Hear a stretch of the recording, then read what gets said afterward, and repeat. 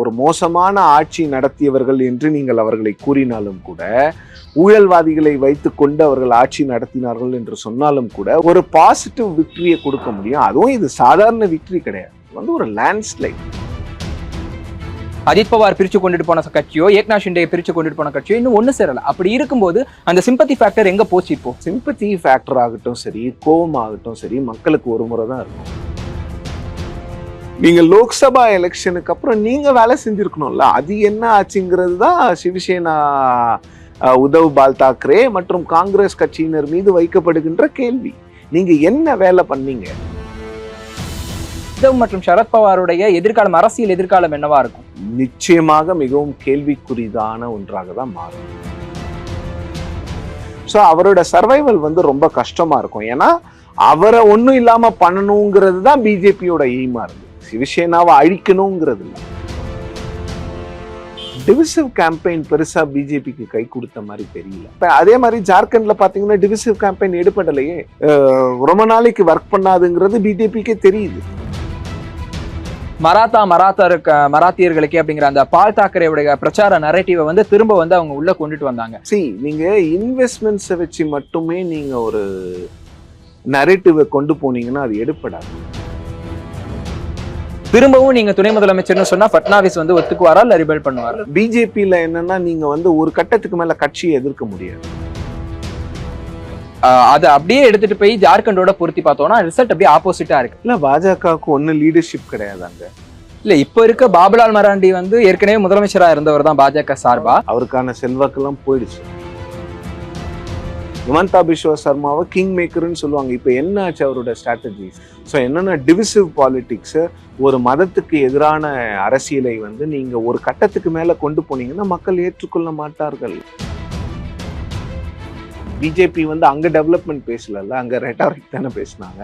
So ரெட்டாரிக்ஸ் people ரொம்ப காலத்துக்கு மேல அக்செப்ட் பண்ண முடியல.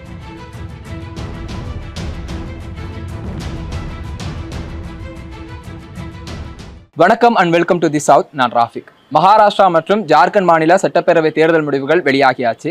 மகாராஷ்டிரா மாநிலத்தில் மகாயுதி கூட்டணி அறுதி பெரும்பான்மை பெற்று ஆட்சி அமைக்கக்கூடிய நிலையில இருக்காங்க. அதே மாதிரி ஜார்க்கண்ட் மாநிலத்தில் ஜார்க்கண்ட் முக்தி மோர்ச்சா தலைமையிலான மகாகத்பந்தன் கூட்டணி வெற்றி பெற்று ஆட்சி அமைக்கக்கூடிய நிலையில இருக்காங்க. இது பற்றி இன்னைக்கு நம்ம கூட டிஸ்கஸ் பண்றதுக்காக மூத்த பத்திரிகையாளர் சிவப்பிரியன் அவர்கள் இணைஞ்சிருக்காரு. அவரை வெல்கம் பண்ணலாம். வணக்கம் சார். வணக்கம் ராஃபிக். சார், மகாராஷ்டிரால பாரதிய ஜனதா கட்சி தலைமையிலான அந்த மகாயுதி கூட்டணி இவ்வளவு பெரிய ஒரு ஹிஸ்டாரிக் வின்னிங் பெறுவதற்கு என்ன காரணம்னு நினைக்கிறீங்க? இல்ல, அதாவது அந்த ஏக்நாத் ஷிண்டே தலைமையிலான அந்த கட்சி ஆட்சிக்கு 2.5 ஆண்டுகள் ஆகிறது. 2.5 ஆண்டுல அவங்க சம்பாதித்த கெட்ட பெயர்கள் தான் அதிகம். ஊழல் குற்றவாளிகளை வைத்து மட்டுமே ஒரு கூட்டணியை அமைத்திருக்கிறார்கள். 2 கட்சிகளை உடைத்து மட்டுமே இந்த கூட்டணி அமைக்கப்பட்டிருக்கிறது என்பன விமர்சனங்களை எல்லாம் தாண்டி தான் இந்த ஆட்சி 2.5 வருட காலமாக நடந்து கொண்டிருக்கிறது. ஸோ 2.5 வருட காலத்துக்கு பிறகு ஒரு லோக்சபா எலெக்ஷனை சந்திக்கிறாங்க. அந்த லோக்சபா எலெக்ஷன்ல அந்த கட்சிகள் எதிர்பார்க்காத ஒரு முடிவு. 48 இடங்களில் 17 இடங்களை மட்டுமே பாஜக கூட்டணி பெறுகிறது. 31 இடங்களை ஐடியாலஜிக்கலி டைவர்ஜென்ட் கூட்டணி. சிவசேனாக்கு ஒரு ஐடியாலஜி, காங்கிரஸுக்கும் என்சிபிக்கும் வேற ஒரு ஐடியாலஜி இருக்கக்கூடிய அந்த கூட்டணி ஒரு மிகப்பெரிய வெற்றியை பெற்று மத்தியில பாஜக தனி பெரும்பான்மை பெறாத நிலைமைக்கு தள்ளப்படுகிறது. மகாராஷ்டிராவும் உத்தரப்பிரதேசத்திலும் அந்த ரிசல்ட்ஸ் தான். ஸோ அப்போ எதிர்பார்க்கப்பட்டது என்னன்னு பாத்தீங்கன்னா, ஒரு மிகப்பெரிய அளவுல மகா விகாஸ் அகாதி ஜெயிக்கும், காங்கிரஸ் சிவசேனா கூட்டணி ஒரு இமாலய வெற்றியை பெறுவார்கள். ஆனா போக போக கடந்த ஒரு 3 மாதங்களாக ஒரு மிகப்பெரிய வெற்றியா இருக்காது, கொஞ்சம் டஃப் கொடுக்க ஆரம்பிச்சுட்டாங்க ஷிண்டே ஃபேக்ஷன் அப்படின்னு சொல்லப்படுகிறது. அதுக்கு என்னன்னா, ஷிண்டேக்கு இருந்தக்கூடிய அந்த ஒரு லோக்கல் இமேஜ், இன்னொன்னு ஒரு டவுன் டு எர்த் இமேஜ்.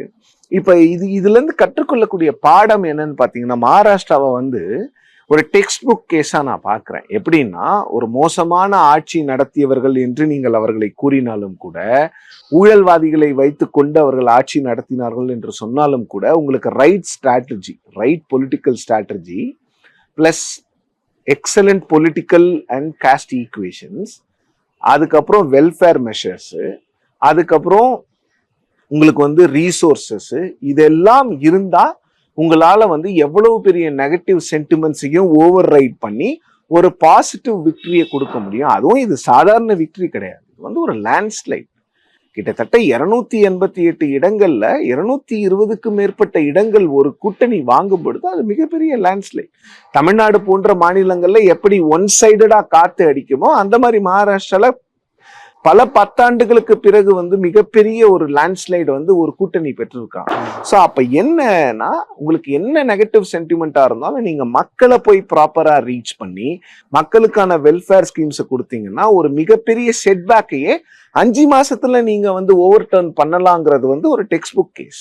ஆக்சுவலா 5 monthsக்கு முன்னாடி வரைக்கும் அங்க மகா விகாஸ் அகாடி அந்த அலையன்ஸ் அங்க ஜெயிக்கிறதுக்கு முக்கியமான ரீசனா இருந்தது வந்து ஒரு சிம்பத்தி ஃபேக்டர். இப்பவும் அந்த சிம்பத்தி ஃபேக்டர் ஏன் ஒர்க் அவுட் ஆகல? ஏன்னா இன்னும் அந்த கட்சிகள் ஒண்ணு சேரல. அஜித் பவார் பிரிச்சு கொண்டுட்டு போன கட்சியோ ஏக்நாத் ஷிண்டே பிரிச்சு கொண்டுட்டு போன கட்சியோ இன்னும் ஒண்ணு சேரல. அப்படி இருக்கும்போது அந்த சிம்பத்தி ஃபேக்டர் எங்க போச்சு இப்போ? இல்ல, சிம்பத்தி ஃபேக்டர் ஆகட்டும் சரி, கோபம் ஆகட்டும் சரி, மக்களுக்கு ஒரு முறை தான் இருக்கும். அது ஒரு முறை தான், தட்ஸ் ஒன் டைம் ஃபேக்டர். அதை வந்து நீங்க அதை வந்து ரொம்ப யூட்டிலைஸ்லாம் பண்ணிகிட்டே இருக்க முடியாது. அது திரும்ப திரும்ப சிம்பத்தின்லாம் சொல்லிகிட்டே இருக்க முடியாது. ஒரு முறை கொடுத்தாச்சு, ஒரு முறை அது சிம்பத்தி மட்டும் இல்லை, அது ராகுல் காந்தியினுடைய பாரத் ஜோடோ யாத்ரா ப்ளஸ் இவங்க பண்ண அட்டூழியங்கள் இதெல்லாம் வச்சுதான் மக்கள் வந்து லோக்சபால கொடுத்தாங்க. ஆனா நீங்க லோக்சபா எலெக்ஷனுக்கு அப்புறம் நீங்க வேலை செஞ்சிருக்கணும்ல, அது என்ன ஆச்சுங்கிறது தான் சிவசேனா, உத்தவ் பால் தாக்கரே மற்றும் காங்கிரஸ் கட்சியினர் மீது வைக்கப்படுகின்ற கேள்வி. நீங்க என்ன வேலை பண்ணீங்க? அப்போ நீங்க வேலை பண்ணாலும் பிஜேபி வந்து ஜெயிக்கிறாங்கன்னா அப்ப பிஜேபி உங்களை விட பெட்டரா வேலை பண்ணியிருக்காங்கன்னு அர்த்தம். ஏன்னா நீங்க கடந்த தேர்தலை அப்படியே எடுத்துக்கிட்டா கூட 152 154 தொகுதிகள்ல தான் இவங்க லீடிங்ல இருந்தாங்க எம்பிஏ. ஆனா இப்ப வந்து இவங்க மகாயுத்தி வந்து 220க்கும் மேற்பட்ட இடங்கள் போகும்போது அப்ப இந்த 4-5 மாதங்கள்ல பாஜகவினுடைய ஸ்ட்ராட்டஜில ஒரு மிகப்பெரிய மாற்றம் ஏற்பட்டிருக்கிறது, ஒரு மிகப்பெரிய தாக்கம் இருக்கிறது. அது என்ன ஸ்ட்ராட்டஜி? மகளிருக்கு இங்க மகளிர் உரிமை தொகை கொடுக்குற மாதிரி அங்க ஒரு உரிமை தொகை கொடுக்குறாங்க. அதுக்கப்புறம் வந்து முஸ்லிம்ஸ்களுக்கான ஸ்கீம்ஸ் ஒரு சிலது கொண்டு வராங்க.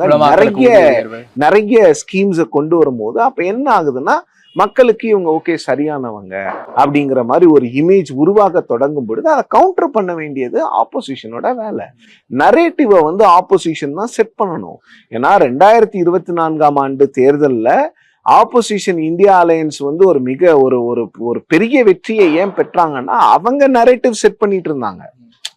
பிஜேபி வந்து முதல் முறையா 10 ஆண்டுகளுக்கு பிறகு டிஃபென்சிவ்ல போனாங்க, அஃபென்சிவ்ல இல்ல. பிஜேபி ஆப்போசிஷன் செட் பண்ற நரேட்டிவ்க்கு பிஜேபி பிளே பண்ணிட்டு இருந்தாங்க.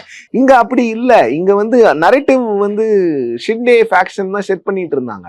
சோ அப்ப என்ன ஆகுதுன்னா எங்கேயோ ஒரு இடத்துல காங்கிரஸ் கூட்டணி வந்து தங்களுடைய தடத்தை தவற விட்டு விட்டார்கள். அது வந்து காம்ப்ளசன்சியா இல்ல வெற்றி கழிப்புன்னு சொல்லுவாங்கல்ல, அந்த வெற்றி கழிப்பிலேயே ரொம்ப நாள் இருந்துட்டாங்களோ, தோல்வி வந்தது வந்து இவங்களுக்கு நல்லதா போச்சு பிஜேபிக்கு. அந்த தோல்வியிலிருந்து கற்றுக்கொள்ள வேண்டிய பாடங்களை எவ்வளவு சுலபமாக எவ்வளவு குயிக்கா கத்துக்கிறாங்க அப்படிங்கிறது தான் அரசியல் சர்வைவல், பொலிட்டிக்கல் சர்வைவல். ஸோ அந்த பொலிட்டிக்கல் சர்வைவல்ல வந்து பிஜேபி வந்து இன்னைக்கு மாஸ்டர் கிளாஸ் ஆக்சுவலா எங்க இருக்காங்கன்னு தான் பார்க்க வேண்டியதா இருக்கு. ஆக்சுவலா இங்க பார்த்தோம் அப்படின்னா மகாயுத்தி அலையன்ஸ்ல சிவசேனா வந்து 56 சீட்டு வரைக்கும் வந்து லீடிங்ல போயிட்டு இருக்காங்க. இன்னொரு பக்கம் பார்த்தோம் அப்படின்னா மகா விகாஸ் அகாடியில மொத்தமாவே அந்த கூட்டணி 52ல இருந்து 54 சீட்டு வரைக்கும் தான் வாங்கியிருக்காங்க. சோ இதனால இனி உத்தவ் மற்றும் சரத்பவாருடைய எதிர்காலம், அரசியல் எதிர்காலம் என்னவா இருக்கும்? இல்ல, உத்தவ் தாக்கரேவினுடைய அரசியல் எதிர்காலம் நிச்சயமாக மிகவும் கேள்விக்குறிதான ஒன்றாக தான் மாறும். ஏன்னா 2022ஆம் ஆண்டு ஷிண்டே அவர்கள் வந்து கட்சியை பிரித்து கொண்டு செல்லும் பொழுது இவர் பால் தாக்கரேவினோட பையன் என்ற மரியாதை வந்து நிறைய பேருக்கு இருந்தாலும் கூட சர்வைவல், கிரீனர் பாஸ்டர்ஸ், எங்க வந்து பசுமையாக இருக்கிறது அரசியல் அப்படின்னு பார்க்கும் பொழுது ஷிண்டேன்னு சொல்லிட்டு எல்லாம் பிஜேபி அவரை பேக் பண்ணதுனால அவரோட போயிட்டாங்க. அதன் பிறகு கூட நிறைய பேர் அவர்கிட்ட போனாங்க. ஸோ அப்ப என்ன ஆகும்னா காங்கிரஸில் இருந்து விலகிய மிலிந்த் தியோரா போன்ற தலைவர்கள் கூட சிவசேனா ஷிண்டேக்கு தான் போனாங்க. அவங்க சிவசேனா உத்தவ் தாக்கரே கிட்ட வரல. ஸோ அப்ப என்னன்னா பிஜேபியினுடைய இன்ஃப்ளூயன்ஸ் எங்க இருக்கோ அங்கதான் கிரீனர் பாஸ்டர்ஸ் அதிகமா இருக்கும், நிறைய பேர் போனாங்க. அது வந்து அந்த 2.5 வருஷத்துக்கு இப்ப அடுத்த 5 வருடங்களுக்கு ஆட்சி வந்து உத்தவ் தாக்கரே கிட்ட இல்ல அப்படின்னும் போது எவ்வளவு எம்எல்ஏக்கள் இப்ப ஜெயிச்சிருக்கிற எம்எல்ஏக்கள் அவர் கூட இருப்பாங்க அப்படிங்கிற மிகப்பெரிய கேள்விக்குறி வந்து அவர் முன் இருக்கிறது. ஸோ அவரோட சர்வைவல் வந்து ரொம்ப கஷ்டமா இருக்கும். ஏன்னா அவரை ஒன்றும் இல்லாம பண்ணணுங்கிறது தான் பிஜேபியோட எய்மா இருந்தது. சிவசேனாவை அழிக்கணுங்கிறது இல்லை. சிவசேனா கட்சியை வந்து தன்னுடைய பர்சனல் பிரைவேட் ப்ராப்பர்ட்டியா மாத்திட்டாரு உத்தவ் தாக்கரே. அவர் வந்து சிவசேனாவினுடைய அடிப்படை கொள்கைகள் எல்லாம் அடகு வச்சுட்டு தான் காங்கிரஸ் கிட்ட போனார்னா, அந்த மாதிரி பிஜேபி வந்து பிடிபியோட போய் யார டெரரிஸ்ட் பார்ட்டின்னு சொல்றாங்களோ அவங்களோடவே போய் ஆட்சி நடத்தின காலம்லாம் பிஜேபியும் பண்ணியிருக்கு, இல்லைன்னு சொல்லல. ஆனால் அது போன்ற விஷயங்கள்ல வந்து அங்க அந்த பிரச்சாரங்களை கொண்டு செல்லும் போது அது ஓரளவுக்கு எடுபட்டு இருக்கு. ஸோ உத்தவ் தாக்கரேவினுடைய அரசியல் வாழ்க்கை வந்து மிகப்பெரிய கேள்விக்குறியாக தான் இருக்கும். சரத்பவாரை பொறுத்த வரைக்கும் அவருக்கு வயசாயிடுச்சு. இனிமே அவரோட மகள் என்ன பண்ண போறாங்க அப்படிங்கிறது தான். அவங்க போய் சரத்பவாரோட கட்சி அஜித் பவாரோட இணைய போதா, இல்ல அவங்களும் இவங்களை சேர்த்துக்கிட்டு இவரும் அந்த சைடு போயிடுவாரா அப்படிங்கிறத நம்ம பொறுத்து இருந்து தான் பார்க்கணும். ஆனா மிகப்பெரிய டெஸ்ட் அப்படின்னு பாத்தீங்கன்னா, மிகப்பெரிய ஒரு கேள்விக்குறியாக இருப்பது வந்து உத்தவ் தாக்கரே அவருடைய குடும்பத்தினுடைய அரசியல் வாழ்க்கை இல்ல பொலிட்டிக்கல் ஃபியூச்சர் தான் வந்து மிகப்பெரிய கேள்விக்குறி. ஆக்சுவலா இந்த எலெக்ஷன்ல ரொம்ப அதிகமா பேசப்பட்டது என்ன அப்படின்னா, பாஜக முன் வச்ச ஒரு பிரச்சாரம். பத்தேங்கே தோ கத்தேங்க ஆகட்டும், இல்ல ஏகே தோ சேஃபேன்னு பிரதமர் பேசினது, யோகி ஆதித்யநாத் பேசினதுன்னு இந்த பேச்சுக்கள் வந்து போலரைசிங் கேம்பெயினை உருவாக்குறாங்க, கொண்டு வராங்க, நரேட்டிவ் செட் பண்றாங்கன்ற மாதிரி குற்றச்சாட்டுகள் வந்து அதிகமாவே முன்வைக்கப்பட்டுச்சு. ஸோ இதனால அவங்க என்ன எதிர்பார்த்தாங்க அப்படின்னா, ஹிந்து ஓட்ஸ் எல்லாம் கன்சாலிடேட் ஆகும்னு எதிர்பார்க்கறாங்கன்னு சொன்னாங்க. அது ஆக்சுவலா பிஜேபிக்கு இங்க கை கொடுத்துருக்குன்னு நினைக்கிறீங்களா? இல்ல, டிவிசிவ் கேம்பெயின் பெருசா பிஜேபிக்கு கை கொடுத்த மாதிரி தெரியல. அவங்களுடைய அந்த டெவலப்மெண்ட் அஜெண்டா, ஏன்னா டிவிசிவ் கேம்பெயின் அது கொஞ்சம் ஸ்லோகன்ஸா தானே இருந்துச்சு. அதுக்கான எதிர்ப்புகள் பாஜக கிட்ட இருந்தும் கூட்டணி கட்சிகள் கிட்ட இருந்துமே வந்தது இல்லை. ஸோ அதனால அது பெருசா அவங்க பிஜேபியாலேயே அந்த கேம்பெயினை பெருசா கொண்டு போக முடியல. ஸோ அதனால அது டிவிசிவ் கேம்பெயின். அதே மாதிரி ஜார்க்கண்ட்ல பாத்தீங்கன்னா டிவிசிவ் கேம்பெயின் எடுப்படலையே. இன்ஃபில்ட்ரேட்டர்ஸ், ஊடுருவல்காரர்கள் அப்படின்னு சொல்லப்பட்ட அந்த கேம்பெயின் எடுப்படல. அப்ப பிஜேபி என்னன்னா மீண்டும் 2014 ஃபார்முலாக்கு தான் போகணும். டெவலப்மெண்ட் பேசினா மட்டும்தான் மக்கள் ஓட்டு போடுவாங்க. ராம் மந்திர் கட்டியாச்சு, இனிமே ராமர் கோயிலை வச்சு அரசியல் பண்ண முடியாது. இந்துத்துவால மிகப்பெரிய அளவுல இந்துக்கள் எல்லாம் ஒன்றிணையுங்கள் அப்படின்னு சொன்னா இந்துக்கள் மொத்த பேரும் மட்டுமா ஓட்டு போட்டிருக்காங்க. அப்போ காங்கிரஸ்க்கு போட்டவங்க எல்லாம் யாரு? ஸோ அந்த வாதத்தை நான் ஏற்றுக்கொள்ளவில்லை. அது வந்து டிவிசிவ் கேம்பெயின் வந்து ரொம்ப நாளைக்கு ஒர்க் பண்ணாதுங்கிறது பிஜேபிக்கே தெரியுது. ஜார்க்கண்ட்ல சுத்தமா இட் ஹஸ் பீன் டிஃபீட்டட்ல. ஆக்சுவலா பார்த்தோம்னா பிஜேபி எந்த அளவுக்கு இப்படி ஒரு பிரச்சாரத்தை முன் வச்சாங்களோ அதே மாதிரி ஆப்போசிஷன்ல இருந்தும் ஒரு பிரச்சாரம் முன் வைக்கிறாங்க. என்ன அப்படின்னா, மகாராஷ்டிராவை வந்து குஜராத்துக்கு அடிமையாக்க பாக்குறாங்க அப்படின்னு சொல்லிட்டு மராத்தியர்களுக்கே அப்படிங்கிற அந்த பால் தாக்கரேவுடைய பிரச்சார நரேட்டிவை வந்து திரும்ப வந்து அவங்க உள்ள கொண்டுட்டு வந்தாங்க. பட் அது ஏன் அவங்களுக்கு கை கொடுக்காம போச்சு? அந்த சென்ஸ்ல இருந்து ஏன் அங்க மக்கள் விலகிட்டாங்களா மராத்தா மக்கள்? இல்ல, இது நீங்க இன்வெஸ்ட்மெண்ட்ஸை வச்சு மட்டுமே நீங்க ஒரு நரேட்டிவை கொண்டு போனீங்கன்னா அது எடுப்படாது. இன்வெஸ்ட்மெண்ட்ஸ் வந்து உண்மைதான், மகாராஷ்டிராவுக்கு வர வேண்டிய இன்வெஸ்ட்மெண்ட்ஸ் நிறைய குஜராத்துக்கு கொண்டு போனாங்க. தமிழ்நாட்டுக்கு வர வேண்டியதை கூட குஜராத்துக்கு கொண்டு போயிருக்காங்கன்னு சொல்லிட்டு நிறைய அலிகேஷன்ஸ்லாம் இருக்கு. பிஸ்னஸ் கவர் பண்ற எனக்கே தெரியும் நிறைய ப்ராஜெக்ட்ஸ் எப்படி வந்து சென்ட்ரல் கவர்மெண்ட் வந்து டைரக்டா குஜராத்ல கொண்டு போய் விடுறாங்கிறது எல்லாருக்கும் தெரியும். ஆனா அதை வந்து நீங்க தேர்தல் யுக்தியா பயன்படுத்தும் போது அது எடுப்படாது. இன்னொன்னு, இந்த அவுட் சைடர்ஸ் அப்படிங்கிற பிசினஸ் எல்லாம் பெருசா எடுப்படாதுங்க. நீங்க வந்து ஒன்ஸ் எடுப்பட்டது. அப்ப 1974, 75 அப்ப என்ன தமிழர்களுக்கு எதிராக தானே பால் தாக்கரே வந்து தன்னோட கட்சியே தொடங்கினாரு. அதுக்கப்புறம் எம்என்எஸ் பாத்தீங்கன்னா இந்தி மக்களுக்கு எதிராக தொடங்கினாங்க. பட் எம்என்எஸ் இன்னைக்கு எங்க இருக்கு? சோ அதனால இந்த வெறுப்பு பிரச்சாரங்கள்லாம் வந்து ஒரு கட்டத்துக்கு மேல வந்து மக்கள் ஏற்றுக்கொள்ள மாட்டாங்க அப்படிங்கிறது வந்து ரொம்ப தெளிவா தெரியுது. இதுல என்னன்னா, லைக் இது பொலிட்டிக்கல் ஸ்லோகன் தானே. இது குஜராத்திஸ் வந்து கைப்பற்றிட்டாங்க என்னது மகாராஷ்டிராவா அப்படின்னும் போது அது கம்ப்ளீட் பொலிட்டிக்கல் ஸ்லோகன் தான். அப்படி பாத்தீங்கன்னா இன்னைக்கு மகாராஷ்டிரா இந்தியாவை ஆண்டு கொண்டு இருக்கின்ற 2 மிகப்பெரிய இண்டஸ்ட்ரியலிஸ்டும் குஜராத் தானே. அவங்க 2 பேருக்குமே ஹெட் ஆஃபீஸ் பாம்பேல தானே இருக்கு. கடந்த 2.5 வருஷங்களுக்கு முன்னாடி பாஜக அதிகமான தொகுதிகள்ல இருந்தாலும் உத்தவ் கிட்ட இருந்து ஆட்சியை பறிக்கணும் அப்படிங்கிறதுக்காக என்ன பண்ணாங்க அப்படின்னா, ஏக்நாத் ஷிண்டே கிட்ட அவர் தனியா வந்ததுக்கு அப்புறமா சிஎம் பொறுப்பு ஒப்படைச்சாங்க. இப்ப அங்க இருக்க நிலவரத்தை பார்த்தோம் அப்படின்னா பிஜேபி தான் அதிகமான தொகுதிகள்ல வந்து முன்னிலையில இருக்காங்க. சோ அதனால சிஎம் போஸ்ட் திரும்ப ஏக்நாத் ஷிண்டேக்கு கிடைக்கிறதுக்கான வாய்ப்புகள் இருக்கா? இல்ல அது பொறுத்து இருந்து தான் பார்க்கணும். பிஜேபி வந்து நிச்சயமா அவங்க ஆள்வதற்கான முயற்சிகளை மேற்கொள்வாங்க, ரைட்லி சோ. ஓகே, அப்போ ஏன்னா அவங்க தான், ஏன்னா அவங்க வந்து ஏக்நாத் ஷிண்டே தான் முதலமைச்சர்னு சொல்லி போகல, தெளிவா சொல்லியிருக்காங்க. முதலமைச்சர் கேண்டிடேட்டை வந்து தேர்தலுக்கு பிறகு முடிவு செய்வோம்னு சொன்னாங்க. ஸோ அப்போ மேக்சிமம் பார்ட்டிஸ் மேண்டேட் யாருக்கு வந்திருக்கு? மேக்சிமம் அதிகப்படியான தொகுதின்னு பார்த்தா பிஜேபி கண்டெஸ்ட் பண்ணதும் அவங்க தான், வின் பண்ணியிருக்கிறதும் அவங்க தான். ஸோ மேண்டேட் பிஜேபிக்குன்னு தான் நான் பார்க்குறேன். மேண்டேட் பிஜேபிக்குன்னும் போது பிஜேபி தன்னுடைய ஃபட்னவிஸ் அவர்களை தான் முதலமைச்சராக ப்ரொபோஸ் பண்ணுவாங்கங்கிறது என்னோட கருத்து. பட் அதையும் மீறி அவங்க மீண்டும் ஏக்நாத் ஷிண்டே அவர்களுக்கு வாய்ப்பு கொடுத்தாங்கன்னா அப்போ ஒட்டுமொத்தமா உத்தவ் தாக்கரே கிட்ட இருக்கிற அந்த 20 பேரையும் கூட்டிட்டு வர்றதுக்கான பிளானா தான் நான் அதை பாக்குறேன். பட் அப்படி எனக்கு என்ன தோணுதுன்னா, ஃபட்னவிஸ் அவர்களை முதலமைச்சராக்கிட்டு ஏக்நாத் ஷிண்டேக்கு வேற மாதிரி அஷூரன்சஸ் கொடுக்கறதுக்கான வாய்ப்புகள்.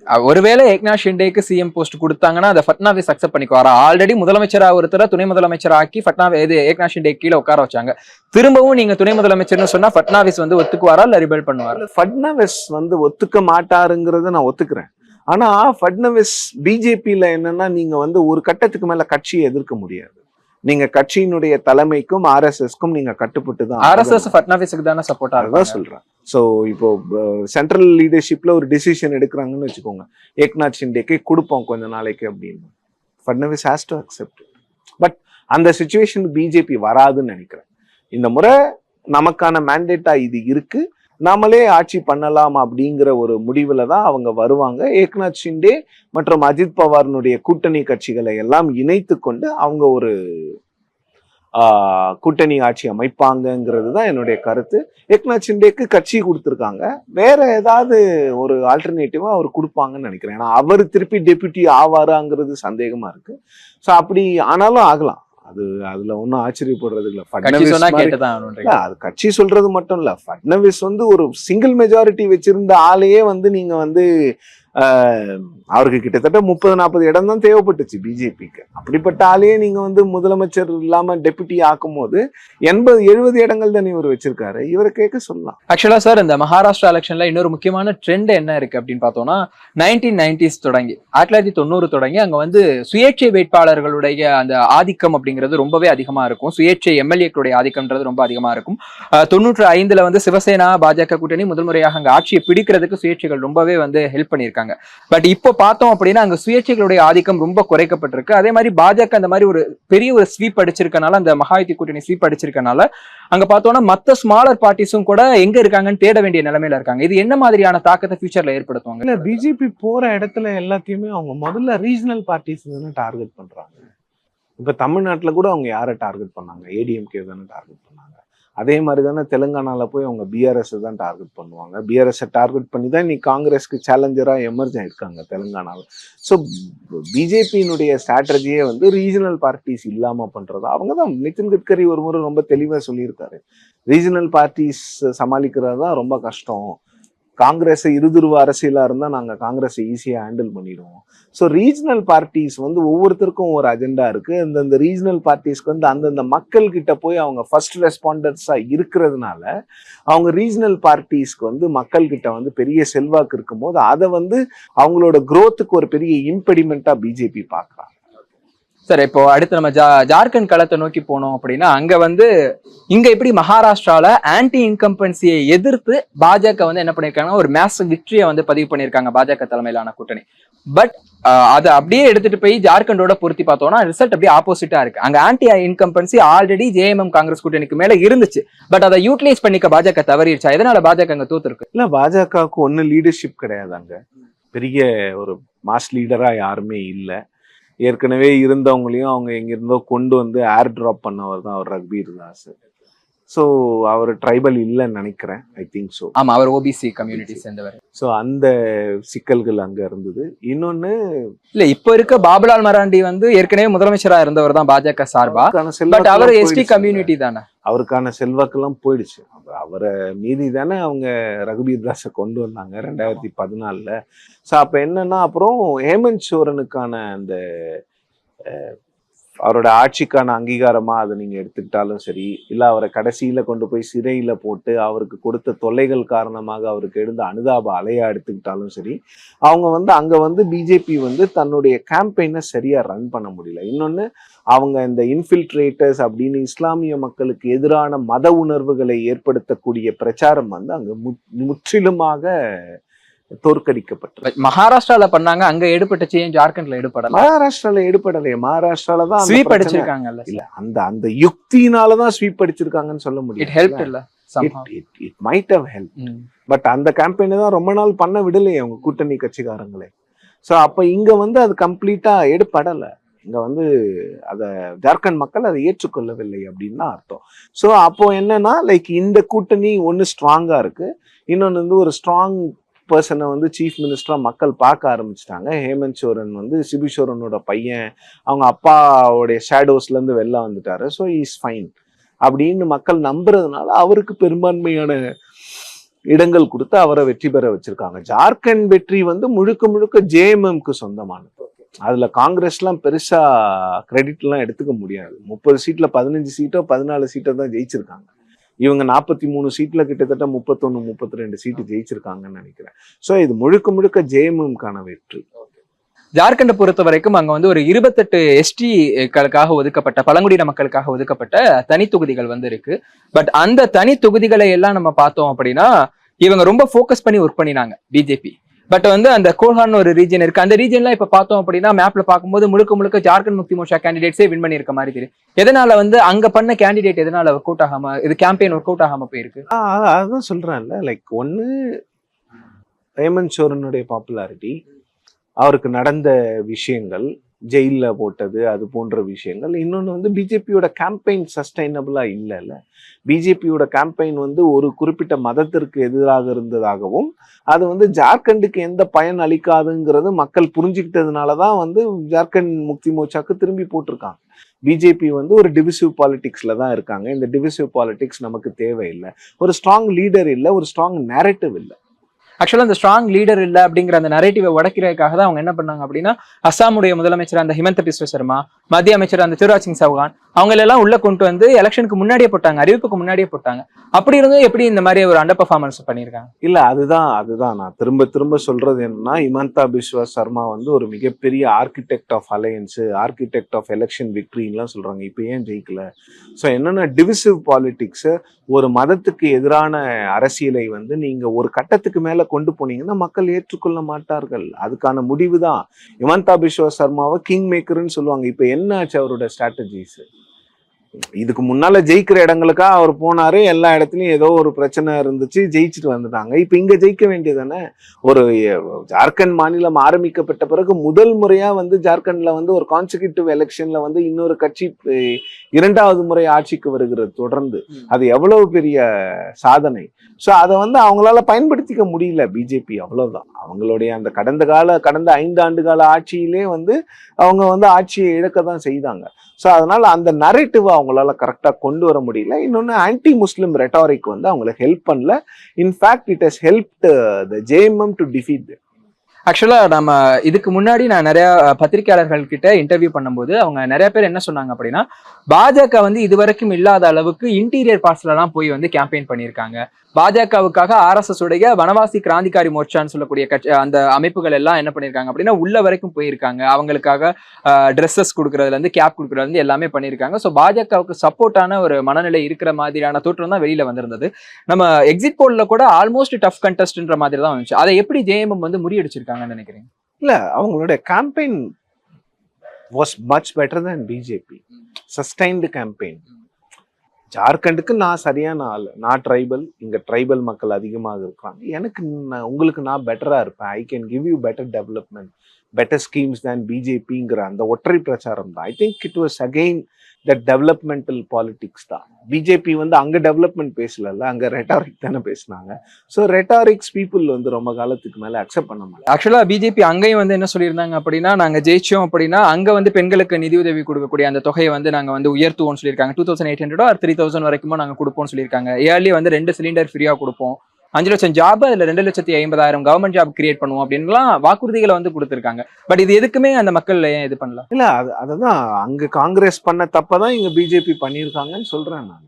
அங்க நரேட்டிவ் நீங்க செட் பண்ணல, நீங்க வந்து கவுண்டர் நரேட்டிவ் கொடுக்காததுனால அங்க தோத்தீங்க மகாராஷ்டிரால. இங்க பிஜேபி வந்து ஜேஎம்எம்க்கு கவுண்டர் நரேட்டிவ் கொடுக்க முடியல. ஸோ மக்கள் வந்து நரேட்டிவ் யாருக்கு செட் ஆகிருந்ததோ, யார் ஏற்கனவே ப்ரூவ் பண்ணியிருக்காங்களோ அவங்களுக்கு ஓட்ட போட்டு போயிட்டாங்க. இட்ஸ் கைண்ட் ஆஃப் சிம்பத்தி வேவ்னு வச்சுக்கலாமா? இல்ல சிம்பத்தி வேவ் மட்டும் இல்ல, I think it's a bro JMM wave also. It's not just a sympathy wave, it's a bro JMM wave. இவ்வளவு நேரம் எங்க கூட இருந்து உங்களோட இன்சைட்ஸ் எல்லாத்தையும் ஷேர் பண்ணிக்கிட்டதுக்கு ரொம்ப நன்றி சார். நன்றி ரஃபீக்.